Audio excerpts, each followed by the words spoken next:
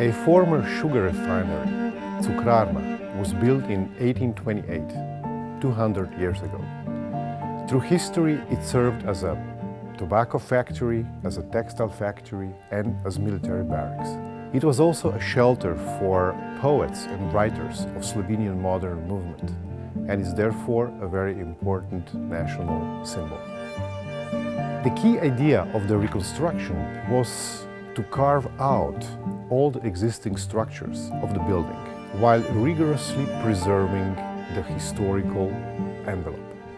Into the newly created void, we inserted modern, multifunctional spaces for contemporary art, from exhibitions, projections, musical events, and contemporary performances.